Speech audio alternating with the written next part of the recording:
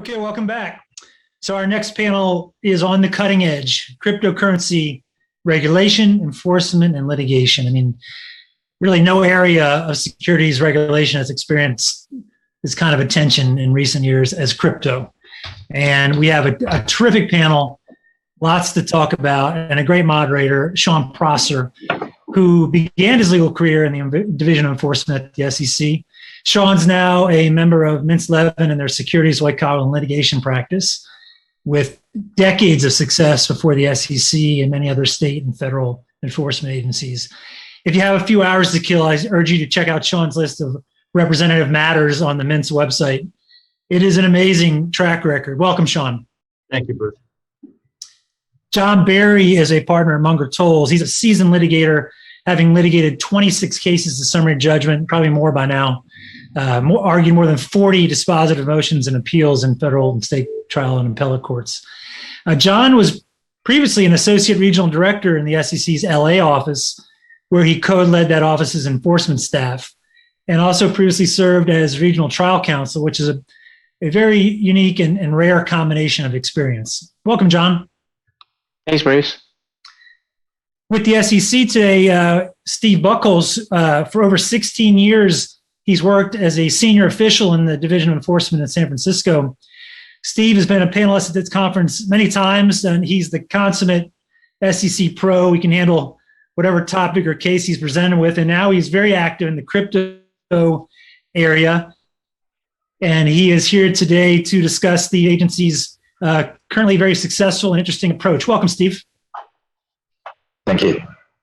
And finally, we're very pleased to have Mike Dicke with us. He's a partner and also the co-chair of the blockchain practice at Fenwick and West. And of course, Mike was previously the associate regional director for enforcement in the SEC San Francisco office. Mike has very quickly become a leader in the crypto regulation world, crypto enforcement world. And just great to have you with us, Mike. Can't wait to hear your thoughts today. Thanks, Bruce. Let me turn it over to Sean. Thank you, Bruce. And Bruce, I have to apologize. I was going to get you that Tesla with my Bitcoin, and last night Mr. Musk called me and said we can't do that right now. So it'll next be year. Maybe next year. As Bruce mentioned, I mean, this is a space that you cannot avoid hearing a lot about, and particularly a lot of questions in the market about how the SEC is treating cryptocurrency securities. How does the currency cross over to become a security? The SEC definitely has a point of view on that, and I think it would be very useful for everyone to hear, Steve, from your perspective. What do you see as the most important developments from the SEC side over this past year? Thanks, Sean. Pleased to be here, and I'll give the standard disclaimer that the views I express are my own and do not reflect the views of other staff members or the commissioners. I think from my perspective, in the Division of Enforcement in the cyber unit, which is part of my docket, during a year that was obviously filled with a lot of uncertainty and unusual circumstances, we carried out our investigations and litigation matters in this space very effectively. And we continued to build significantly on the body of digital asset cases that we've been bringing in significant numbers since 2017. By my count, since the start of the pandemic, when we began working remotely, we've filed well over 20 new enforcement actions involving digital assets. And we've also had a number of positive developments in our litigation matters that have largely affirmed our approach to analyzing whether digital assets have been offered and sold as investment contracts under the federal securities laws. So I think that brings the total to more than 80 enforcement actions, including, or actually in addition to, about 20 trading suspensions since about 2017. So more than 100 actions. And I think it's fair to say that the enforcement activity in the space is not slowing down. Yep. In terms of the substance of our cases, there's a broad range of conduct. There's definitely a lot of fraud.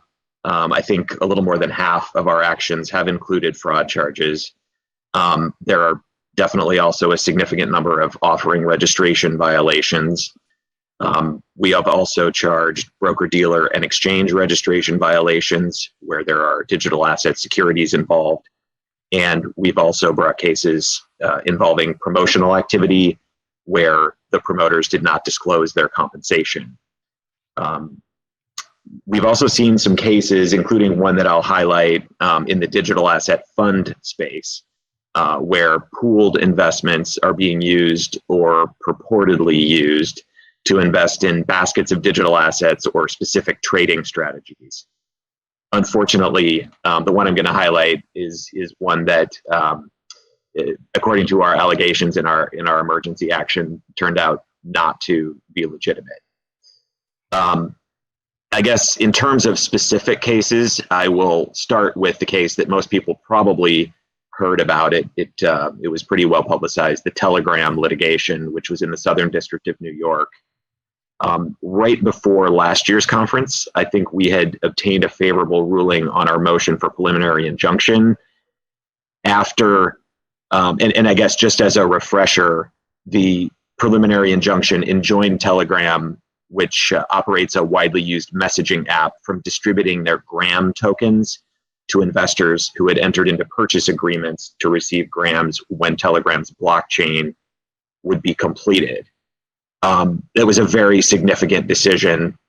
It found that the investors who had entered into the Gram purchase agreements were serving as underwriters, since they had entered into the agreements intending to resell the tokens to the public at a profit. And it was found to be an integrated scheme that qualified as an investment contract under Howey and its progeny. And also, I won't go through it in detail, but again, just a refresher, the Howey elements, which is really the touchstone for our investment contract analysis, is an investment of money in a common enterprise with a reasonable expectation of profits from the efforts of others. Those are the elements as they're typically applied. After the preliminary injunction, in June of 2020, Telegram settled with the SEC and agreed to disgorge $1.2 billion that had been raised, with credits back for amounts that they returned to investors. And there was also an $18.5 million penalty imposed as part of that resolution. The settlement also included a 3-year period during which Telegram is required to provide notice before participating in any digital asset offering. That's a term that was also used in, I'd say, kind of the second significant litigation development during the past year, which was our Kick Interactive litigation, which was also in the Southern District of New York. In September 2020, we prevailed on our motion for summary judgment in that matter. Kick was is another messaging platform. It had issued tokens called KIN in a $100 million offering in 2017. About half of the tokens were issued via SAFTs, simple agreements for future tokens. And it was claimed to be exempt under Reg D. The other half of the tokens were issued via a public token sale. The summary judgment decision also contained an extensive Howey analysis, finding that the KIN tokens had been offered and sold as investment contracts within the securities laws, and that the SAFT and public token sales constituted a single integrated offering that violated the registration provisions of the Securities Act. So definitely another significant positive outcome in our litigated matters. That matter also settled a few weeks later, with Kick agreeing to pay a $5 million penalty and providing notice before future digital asset offerings for a period of 3 years. One matter that I'll highlight that is still ongoing, but we filed the case in June of 2020. It was our first digital asset enforcement action in the Northern District of California. It was an ICO case called AML Bitcoin, or involving a token called AML Bitcoin. The allegations involved misrepresentations as well as registration violations related to AML Bitcoin, which claimed to have features encoded in the token to comply with anti-money laundering, know your customer, and other regulatory requirements. In January 2021, so just a few months ago, Judge Seaborg of the Northern District denied defendants' motion to dismiss and found that the SEC had sufficiently pled violations of the registration provisions of the federal securities laws, again applying the Howey investment contract analysis and citing, among other cases, the 2020 Telegram and Kik decisions from the Southern District of New York. On a side note, it was a colorful case. We also filed a settled action related to AML Bitcoin against a promoter involved in the scheme named Jack Abramoff. You may have heard of him for other violations, depending on your age, going back a while. And in connection with that settlement, we alleged both registration violations and fraud in connection with promotional efforts that included making a Super Bowl commercial that the promoters claimed was rejected by the NFL because of its political content. So if you're interested in a fairly colorful read, the Abramoff case was filed as a settled action around the same time. In that case, I'll also note Abramoff and the AML Bitcoin founder were charged in parallel criminal actions in the Northern District of California.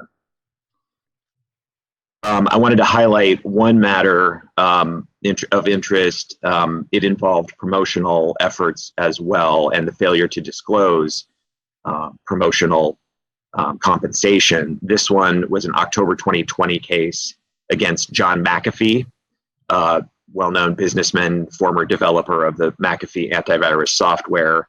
And the allegations there included both the failure to disclose the promotional compensation, as well as false and misleading statements about a number of ICOs that involved digital asset securities, as well as a scheme to tout digital asset securities while intending to sell the securities and then selling those holdings as the price rose. So a significant manipulation allegations in that action, which is also in the Southern District of New York. In March 2021, just a couple months ago, the U.S. Attorney's Office for the Southern District of New York filed a parallel criminal case alleging fraud and money laundering conspiracy crimes. And also notable in the McAfee case, the CFTC filed a parallel enforcement action in March 2021, alleging a manipulative scheme involving numerous digital assets, including Dogecoin, Verge, and Redcoin. So that litigation is ongoing. The final matter I wanted to highlight was the one that I hinted at earlier, involving the digital asset fund. In December 2020, we filed an emergency action in the Southern District of New York to freeze assets of a crypto fund called the Virgil Sigma Fund, managed by Virgil Capital. The individual at the helm, the founder, Stefan Chin, founded Virgil when he was 19 years old in 2016, and it purportedly engaged in digital asset arbitrage to make money taking advantage of price differentials in Bitcoin, Ether, and other digital assets on approximately 40 trading platforms around the world. In 2018, Chin was profiled in the Wall Street Journal, where he claimed that his fund had returned 500% after fees in 2017. By 2020, he claimed to have $90 million in assets under management and be the largest digital asset arbitrage fund in the world. We filed a complaint alleging securities fraud and seeking an emergency asset freeze, which was granted. Soon thereafter, a receiver was appointed over the Virgil entities, and a parallel criminal case was later filed, and Chin pled guilty to criminal securities fraud in February 2021 in the Southern District of New York. Great. Thank you very much, Steve. That's very informative and helpful. And I can attest, we had some investigations by the SEC arising out of the ICOs, the initial coin offerings that were very popular a couple of years ago. And some of those investigations went dormant particularly during COVID, and we've now seen those reemerge. So since there's now the changeover in the chairmanship, we've seen a more aggressiveness and a reviving of cases that we thought maybe had gone away. So I don't think the SEC is asleep at the switch at all when it comes to the enforcement side of the crypto world. John, you're a former SEC trial counsel, and we're happy that you finally saw the light and joined us on the right side.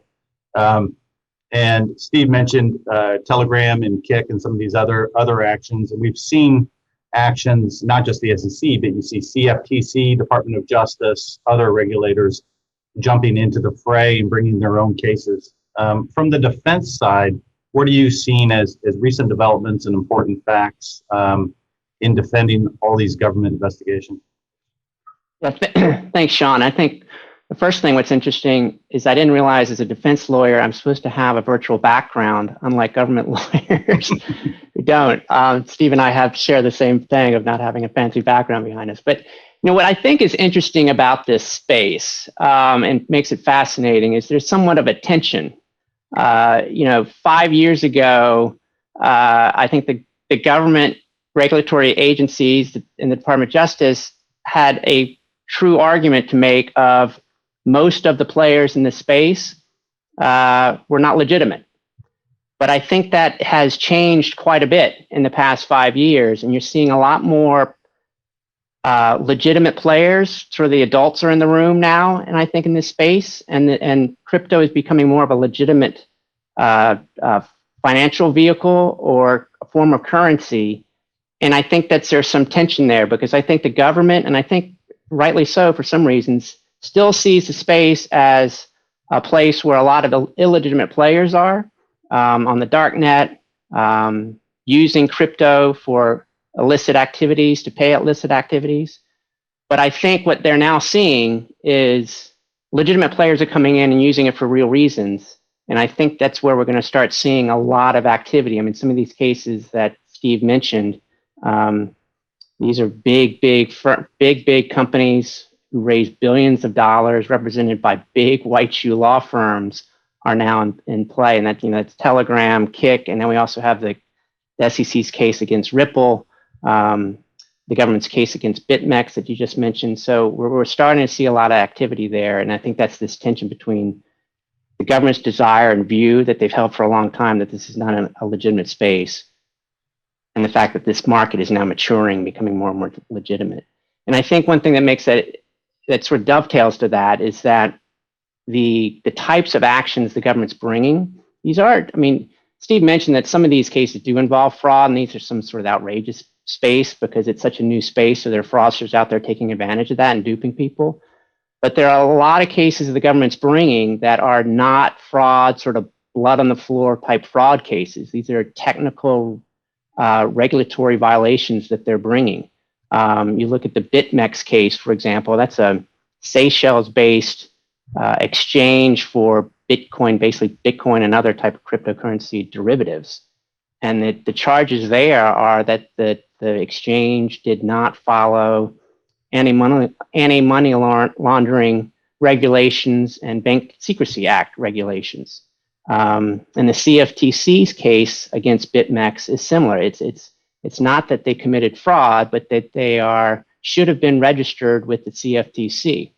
So those are non-fraud cases that the government's bringing. And the other thing with that is that these cases touch upon a lot of areas. It's the CFTC, FinCEN, the DOJ, the SEC are all playing in this space because crypto covers so many different areas.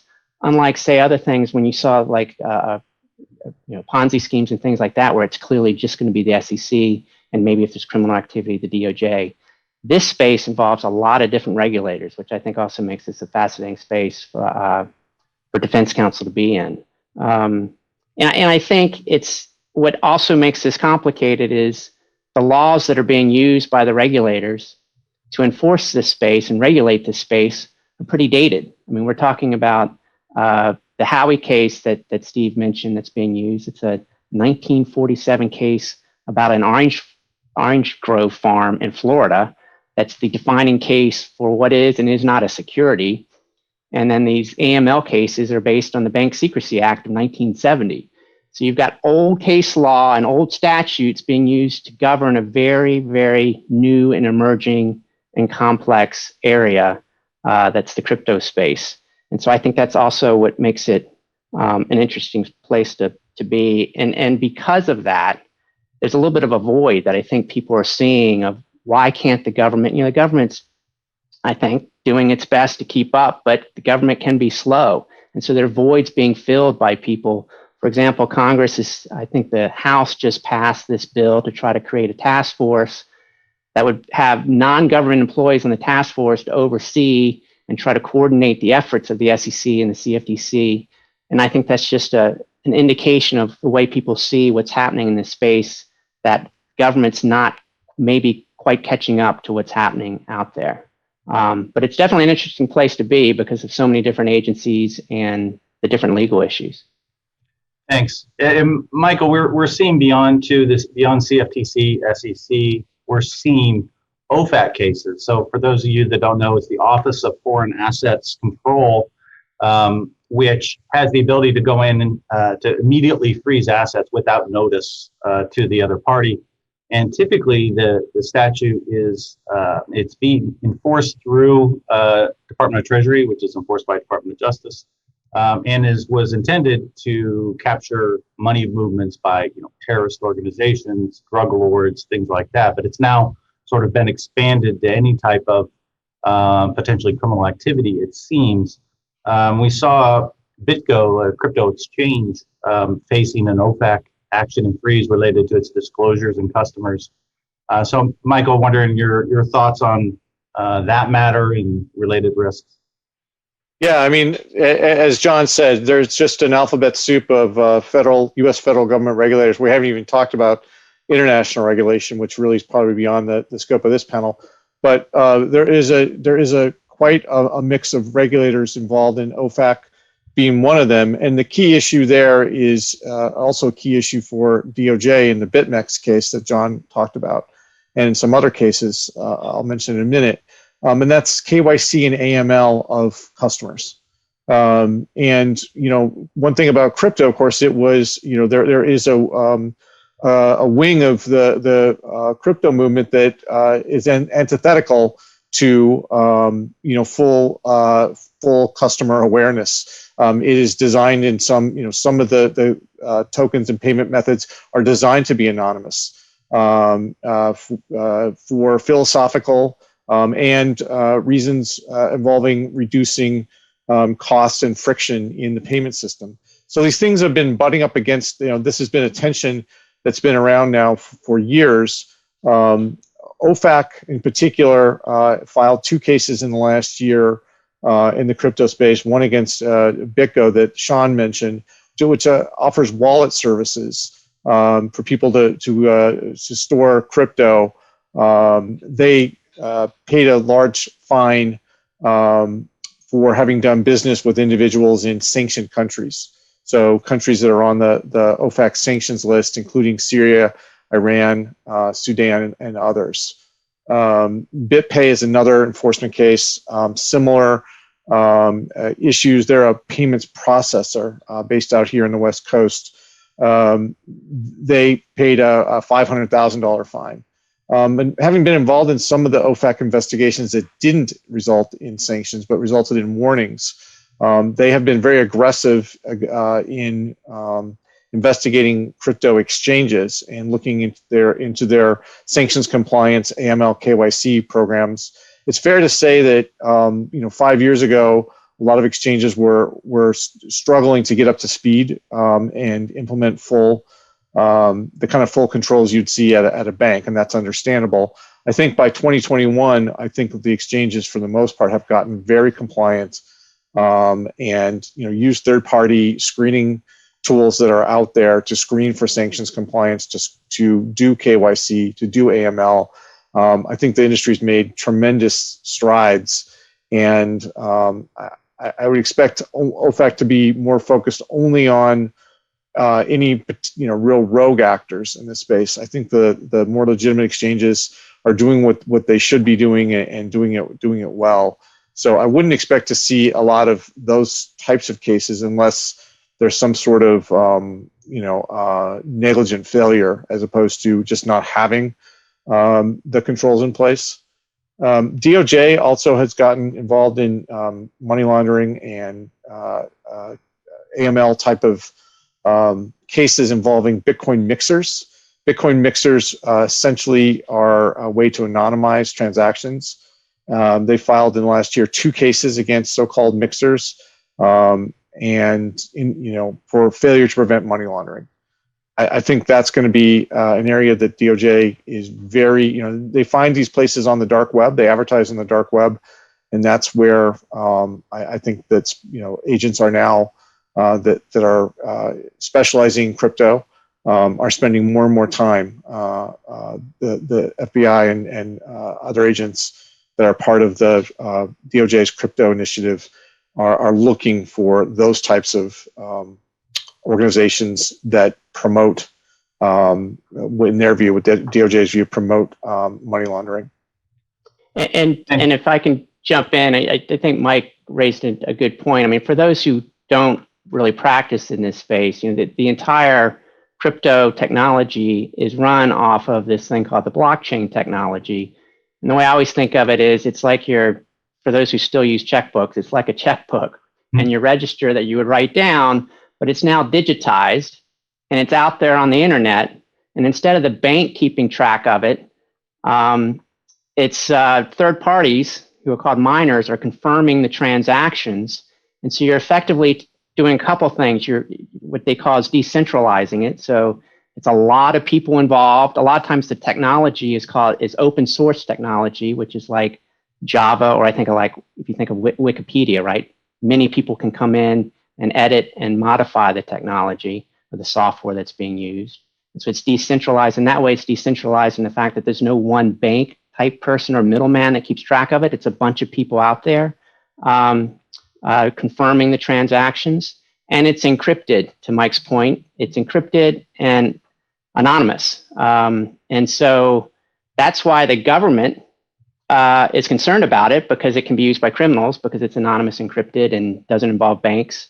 But it's also why people are so excited about it, because you can do secure transactions without involving the costs of middlemen. And so that's what makes, and you can use it for a lot of different things. I mean, one prediction I would have is that, this time next year, if we're doing this conference, there's going to be some other new idea out there that we're dealing with that someone's using blockchain for. But it's because of the blockchain technology that is making this, what I call this tension. The government's concerned about it, illegitimate uses, but there are a lot of legitimate uses for this technology.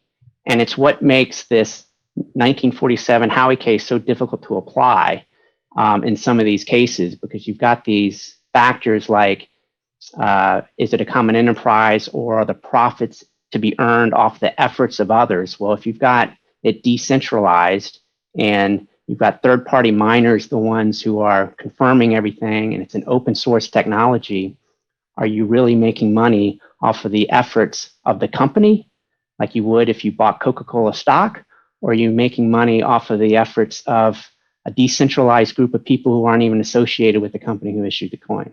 Right. Thanks for that, John. And Mike, you and John both handle private securities litigation. So what are you seeing on the private side? How are private plaintiffs attacking companies that have exposure to the cryptocurrency space? There's just a real explosion of private litigation, or I also include pre-litigation disputes that get settled. As the industry has matured, and as crypto, of course, everybody knows that the prices of crypto has skyrocketed just in the last year. So it's a much more valuable asset than it was even 12 months ago. So that when something's valuable, you get people fighting over it. So you've got disputes over ownership. You've got disputes among founders of projects that were founded 5 years ago but are now worth billions of dollars. You've got investors who invested in projects that maybe didn't do it so well, or that they didn't get as much of an allocation of tokens as they thought they bargained for, are filing suit or threatening to file suit. You've got, and then we talked about last time we did the panel there in April 2020.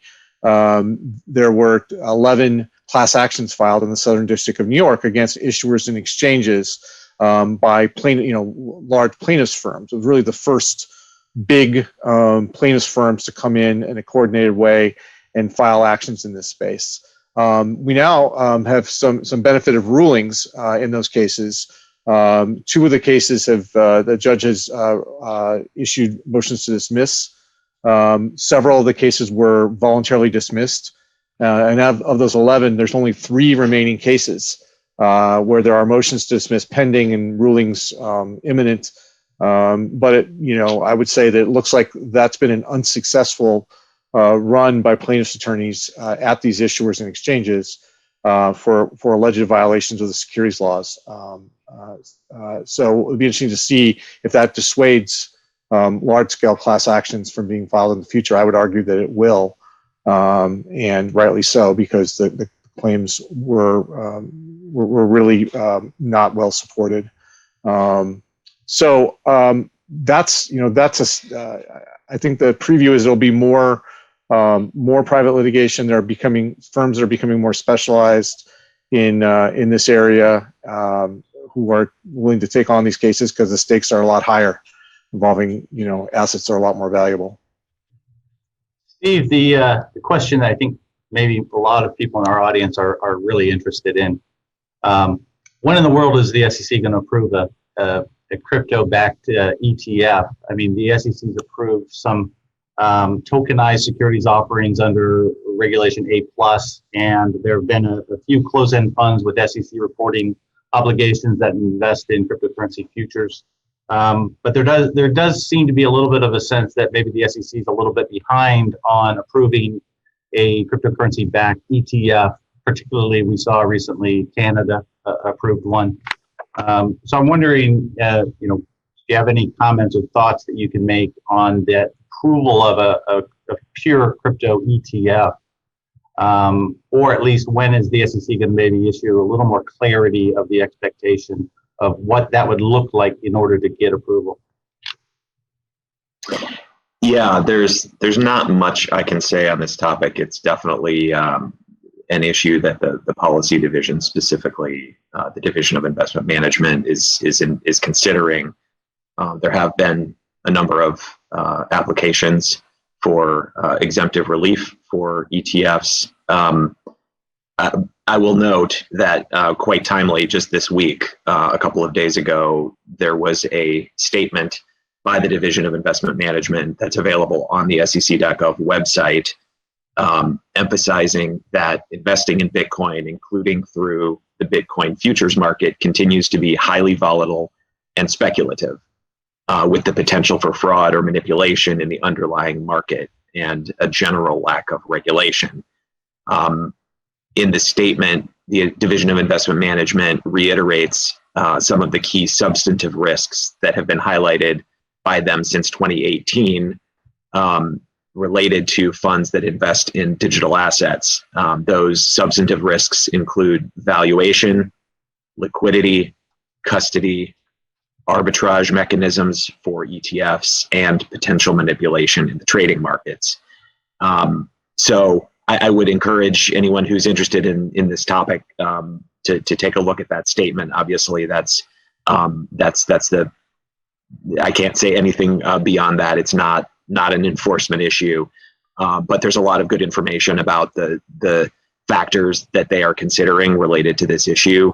There, I think, have been some developments as parts of the market may be maturing, evolving related to some of those risks, but I think there's no question that those risks, certain of them, still exist and are still being considered. Obviously, we have a threefold mission, one of which is investor protection.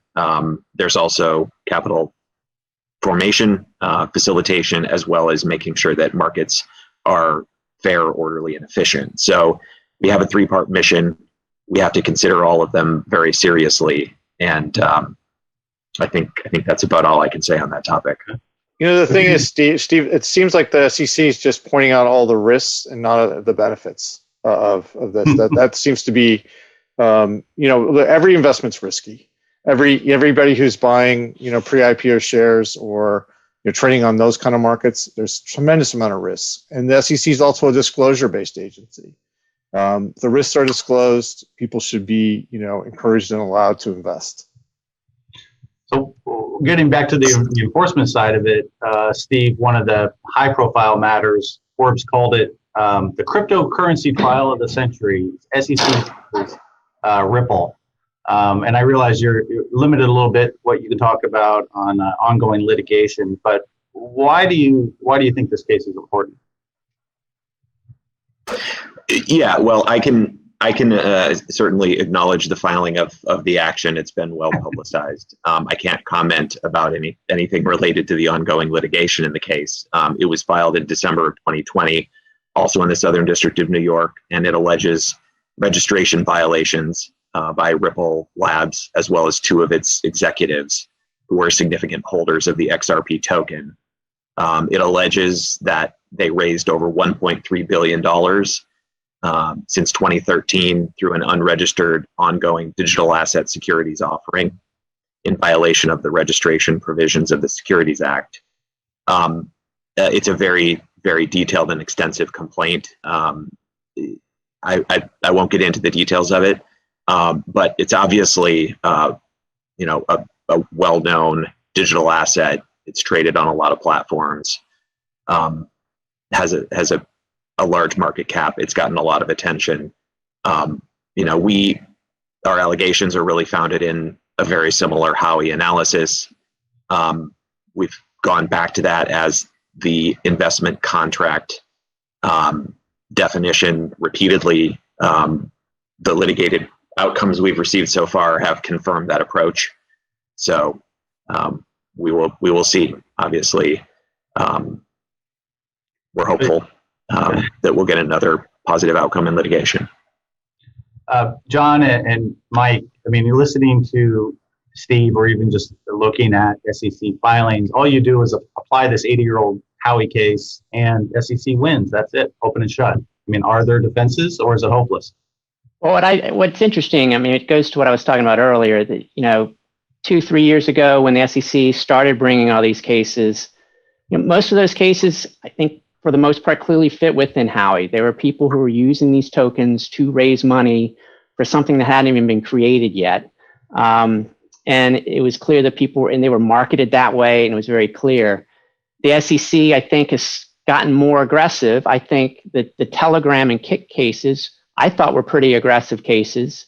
And I certainly would put Ripple in that category. I mean, you look at Ripple itself, I mean, it's a token that's been around since, I think, 2013. And it's a lot like this other currency called Ether, which is a lot like Bitcoin. Ether started, and the founders of Ether used the token to raise money to help build its platform.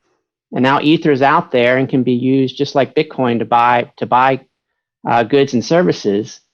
But the SEC has not and has never brought a case against Ether. And so I think that's an interesting comparison when you look at Ripple and Ether being so similar. Now, the SEC is going to point out certain things about Ripple that could make it different. Ripple, they would say, marketed its XRP, it's kind of an XRP token, as an investment. Its founders made money by selling it. Ripple's not quite as decentralized as Bitcoin. Bitcoin has, I think I mentioned earlier, these people called miners, that third parties who are not affiliated with Bitcoin at all, are just third parties out there making money by confirming these transactions, which is called mining. Ripple doesn't really do it that way. It's one of its sort of what it advertises as a good part of the way its token works. It doesn't have these miners. And these miners have to, instead it has what are called validators who are more affiliated with the company. So there are arguments that the SEC can make that will say that this fits within Howey, but when you're looking at a currency token like XRP which is the Ripple token, it's being used and has been used for almost 10 years to buy goods and services. It's a tougher argument under Howey because you can argue that it's more like getting a Bitcoin, which is you're not investing in something, you're just getting something like cash to buy things. And I think it's going to be interesting to see how this plays out. I think one thing that's very interesting is that the court in that case has been pretty, I think, defense friendly, and has allowed discovery, limited, but allowed discovery of the SEC, of the SEC's decisions. The defense, who actually is led by Mary Jo White, who was the former SEC chair, has gone after the SEC to argue, look, you never did anything against Ether, but you did something against Ripple. We should be able to see whatever decisions you made in that regard. And I think that discovery fight's still ongoing. But it'd be interesting to see if and when the SEC does produce internal memos explaining its decisions and how much the court is going to force the SEC to do that. The other thing I think is interesting about the Ripple case is that's an example of what Mike was talking about, private plaintiffs getting involved in this space. Private plaintiffs actually filed a class action, I think it was 2 years before the SEC got involved. And so that class action was pending for a while, and it just shows what Mike was talking about, that private plaintiffs are getting into this space. It used to be, you would never see a big private class action in this space, and now you're seeing a lot more of it. I mean, they have their legal hurdles. One of them, right, you're bringing registration cases, not these 10b5 type fraud cases. Some of them mix that in, but a lot of these private cases are registration cases. And those are, you've got standing issues, you've got recovery issues that are different than fraud cases, which I think, as Mike pointed out, I agree. I think it's going to make it difficult for private plaintiffs to do these kind of cases, but they're definitely out there, and Ripple's a classic example of it. And for registration violations for private plaintiffs, it's a 1-year statute of limitations, which is what tripped up some of the cases in the Southern District as well. So that we've already been getting some questions. The hottest flavor of the day are NFTs, the non-fungible tokens. We see those former New England Patriots, Gronkowski, and issuing tokens. We see Tom Brady issuing or creating some type of a platform. For any of you, I mean, when or if do you see the NFT market crossing over into potential federal securities, either violations or regulation requirements? Steve? Wait, this was not supposed to be my question.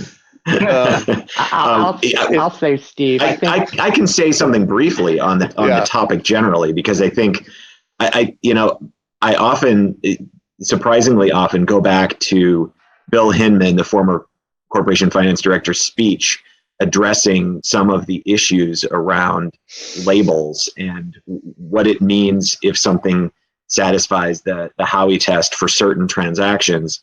I mean, a nifty that might just be, hypothetically a tokenized collectible piece of art, something like that, probably not likely to meet the elements of an investment contract, but something can be used in different format, it packaged together and put together as part of an investment contract that becomes an investment that does become something that we're going to be concerned about. I mean, if you think all the way back to Howey, I get it. You guys don't like a case that old still being relevant, but we really believe it is, because oranges, I mean, who's going to claim an orange is a security? That's not what it stood for. It stood for the way that product was packaged together as part of an investment contract, and that can happen with literally anything.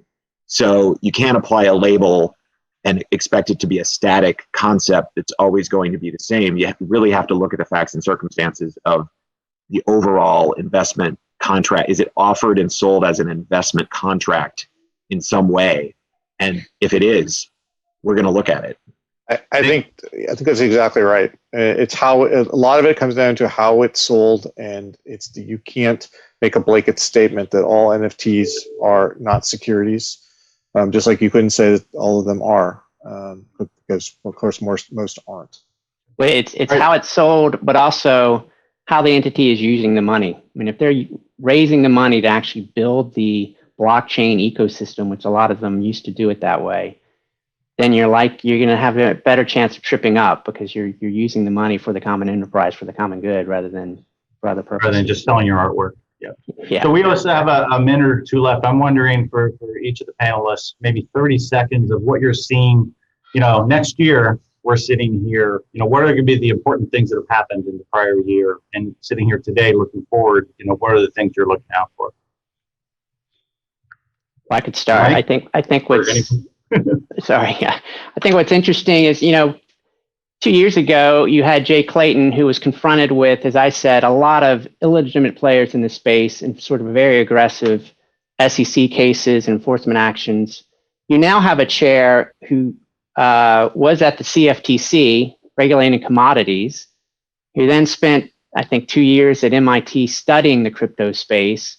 So I think it's going to be interesting to see how the new administration of the SEC handles these cases and possibly some rulemaking or regulations to give further guidance. I think it's going to be interesting, the fact of who the chair is for this particular space. We have to wrap up. I wonder if you can add a couple of thoughts. DeFi, decentralized finance on the blockchain, is an area that the SEC has been making noise about, but hasn't brought any cases. I think that there's a sophistication around these projects with good lawyers structuring them so they don't run afoul like ICOs did when they first emerged back in 2017. And I think the industry is going to be an important, a very important industry that is structured to avoid the federal securities laws. Great. And then finally, Steve, your thoughts, because we all know the SEC always gets the last word. So I wonder if you have anything to add. Thank you. I don't think that I'd be going out on a limb to predict that there will continue to be high levels of FOMO and volatility in the digital asset space and in DeFi. I do think there will be innovation and hopefully some applications of blockchain technology that truly help open new opportunities and level the playing field for retail investors. Unfortunately, the realist in me, who gets the last word, also thinks there will be a significant amount of fraud, and with the growing number of inexperienced investors and rising valuations in the space, there will be attempts to couch new products in complicated terminology in an effort not to fall within the definition of an investment contract. Thank you, Steve, and thank you, everybody. Really appreciate it. Thank you, Sean. Great job moderating, and to the panel, thanks. Very talented and experienced group here.